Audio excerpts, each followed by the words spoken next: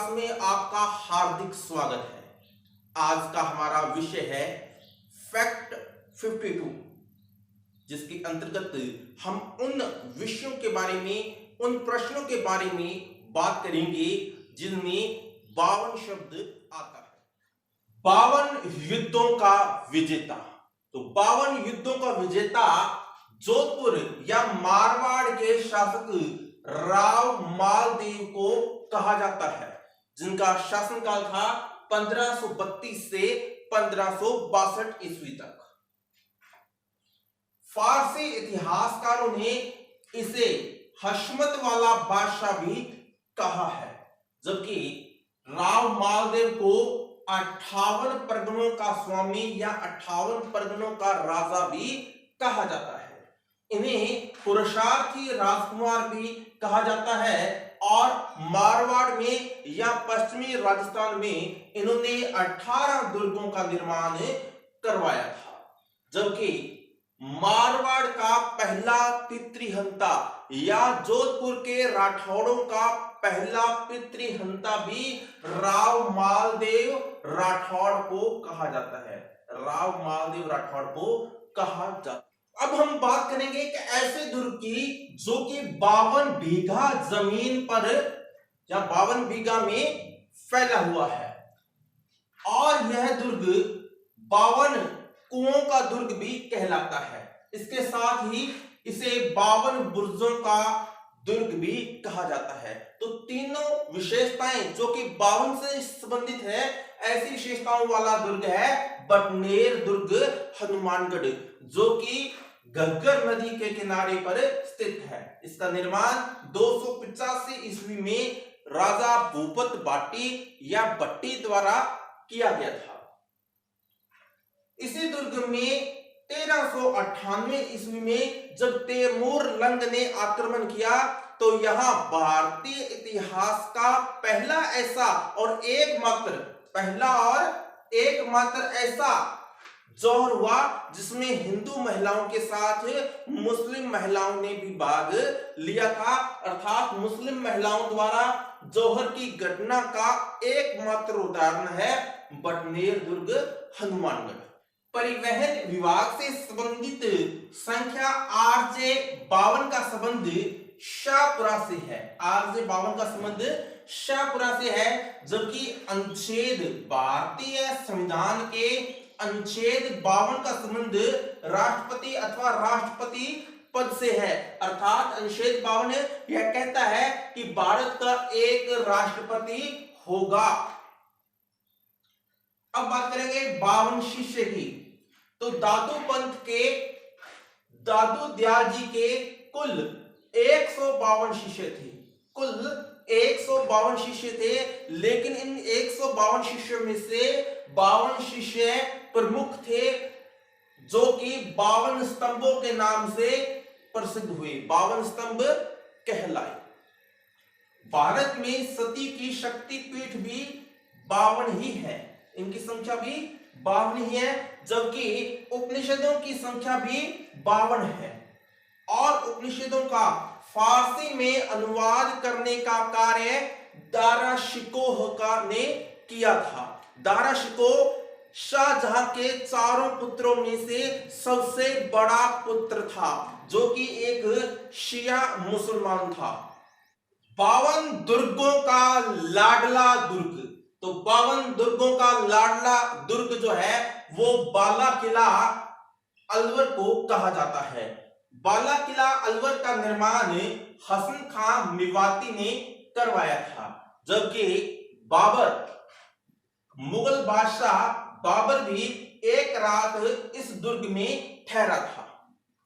मुगल बादशाह अकबर ने अपने पुत्र सलीम, जो कि बाद में जहांगीर के नाम से गद्दी पर बैठा था, उसे बाला दुर्ग में ही नजरबंद करवाया था। बाला दुर्ग में ही नजरबंद करवाया था। अब हम बात करेंगे 52 घाट की। तो 52 घाट जो है वो पुष्कर झील में भी है और 52 घाट कोलायत झील में भी है। पुष्कर और कोलायत दोनों ही स्थानों पर कार्तिक पूर्णिमा को मेला बढ़ता है। अर्थात इन दोनों जिलों के किनारे पर कार्तिक पूर्णिमा को मेला बढ़ता है, जबकि इन दोनों ही जिलों में दीपदान की प्रथा है। दोनों ही जिलों में दीपदान की प्रथा है। 52 वर्ष तक मुगलों की सेवा करने वाला शासक, तो राजपुताना का एक ऐसा शासक जिसने मुगलों की 52 वर्षों तक सेवा की थी, तो वह था आमेर के कछवाहा वंश का शासक मानसिंह प्रथम। मानसिंह प्रथम के बारे में ऐसी मान्यता है कि उसकी 1500 रानियां थी। उसकी 1500 रानियां थी।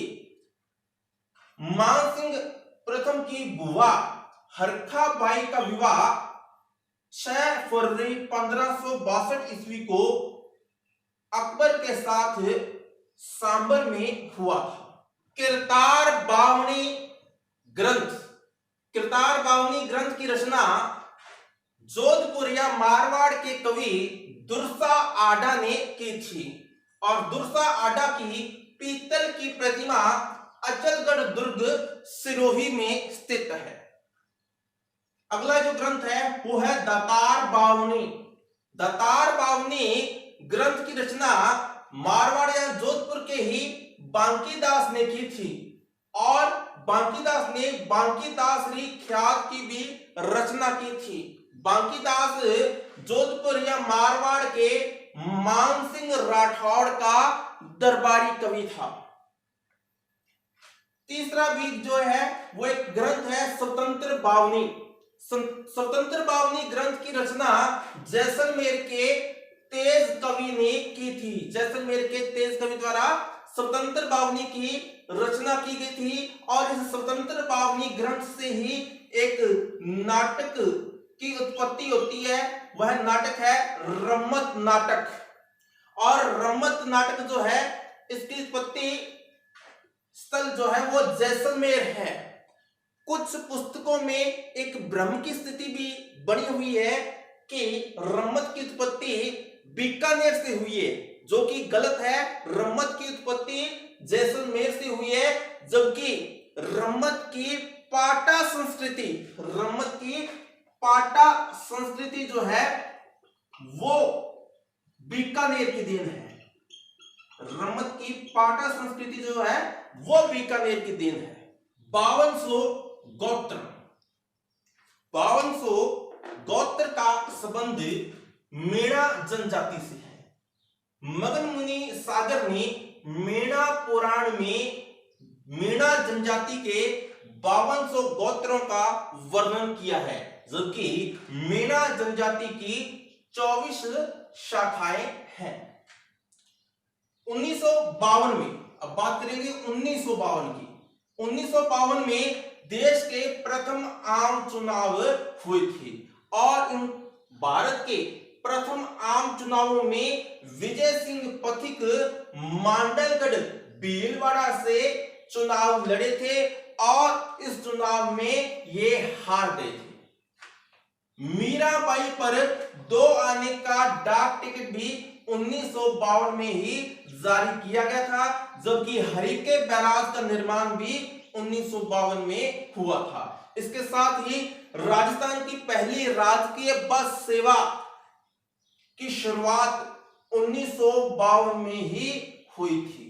1952 ईस्वी में ही मेणा जनजाति को जरायम पेशा कानून से मुक्ति मिली थी। आपको बता दूं कि जरायम पेशा कानून क्या था। जरायम पेशा कानून के तहत मेणा जनजाति को चोरी, जरायम अर्थात चोरी करने वाली जाति घोषित कर दिया था, और मेणा जनजाति के प्रत्येक व्यक्ति को प्रतिदिन पुलिस थाने में हाजिरी देना पड़ता था, और यह था जरायम पेशा कानून, और इससे मुक्ति मेणा जनजाति को 1952 में मिली थी। देवीलाल सांबर ने कठपुतली और लोक कलाओं को पहचान दिलाने का कार्य किया था, और इन्होंने 1952 में उदयपुर में लोक कलाओं का विकास करने के लिए भारतीय लोक कला मंडल की स्थापना की।